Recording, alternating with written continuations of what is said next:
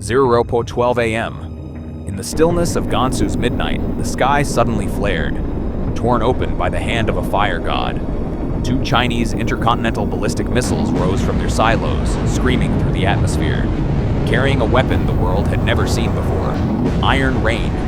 One warhead streaked toward the US carrier strike group off the coast of Ukraine, while the other locked onto a Ukrainian base near Dnipro.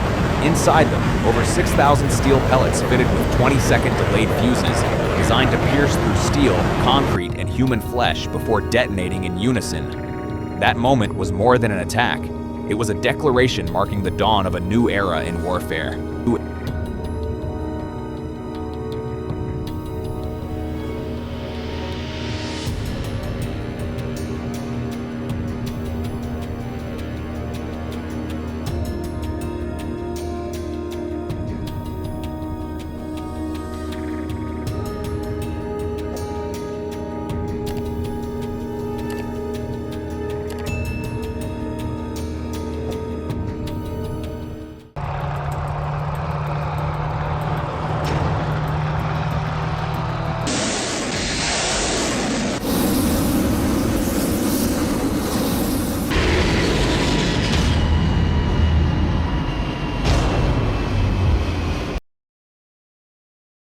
Just seconds before impact, the two ICBMs shed their outer shells at Mach 8, releasing a deadly steel sphere hurtling at over 1,900 miles per hour.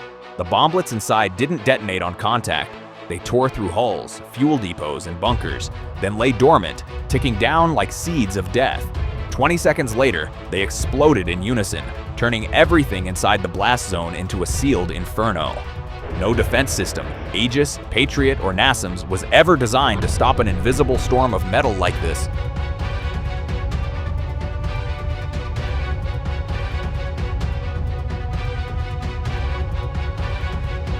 America's radar network, renowned for its precision, suddenly went blind. Screens flickered uncontrollably, unable to track thousands of micro-targets moving at hypersonic speed. A commanding officer aboard USS Ford admitted, "We weren't attacked, we were infected." Iron Rain wasn't just a weapon, it was a table flip to the entire doctrine of modern warfare.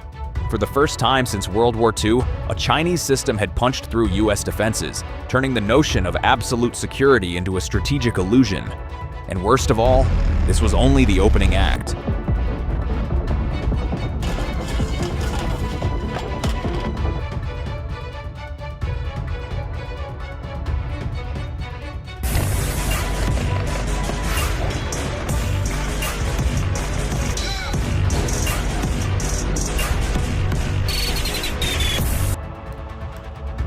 Or 4:42 a.m.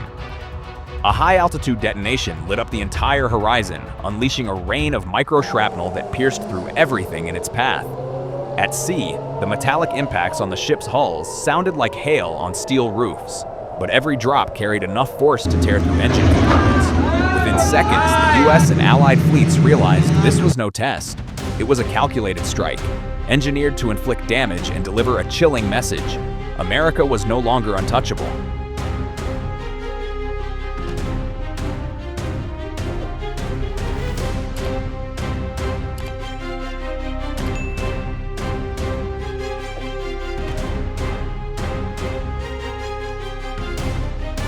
Iron Rain didn't target only the USS Ford and its fleet.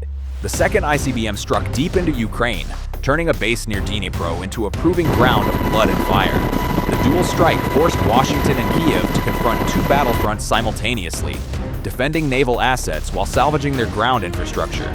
China wasn't merely showcasing firepower, it was demonstrating multi-directional strike capability, designed to confuse responses, split command, and above all, instill global strategic fear.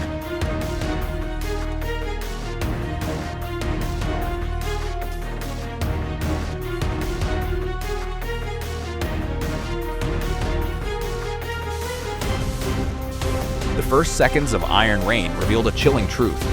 Future warfare is no longer about missiles hitting their targets, but about thousands of lethal fragments seeping through every gap in steel and flesh. This strike was a technological declaration, merging the precision of intercontinental missiles with the chaotic brutality of cluster munitions. And as the smoke had yet to clear, one chilling question hung over the battlefield. Who can survive a storm of metal like this?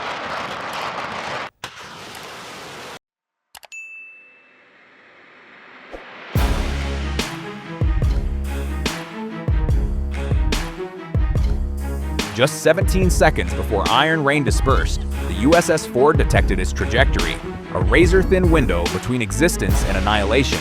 The Aegis systems aboard 3 Arleigh Burke-class destroyers instantly locked onto hundreds of micro-targets. There was no time to calculate, only 2 choices, fire or die.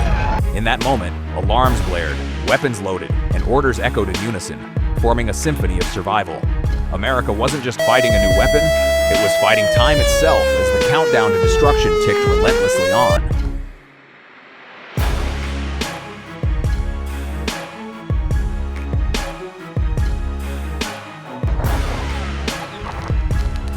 "51 RIM 116 missiles, 34 SM-2s, and dozens of CIWS cannons roared to life, turning the sky into a wall of fire and metal. Tracer rounds streaked across the darkness, shredding through the descending steel storm. On deck, the vibrations rippled through the hull like the fading heartbeat of a giant struggling to stay alive. In just 12 seconds, 500 to 800 of the 6,000 bomblets were destroyed or knocked off course. Yet the victory was incomplete. Over 100 seeds of death slipped through, racing toward their target.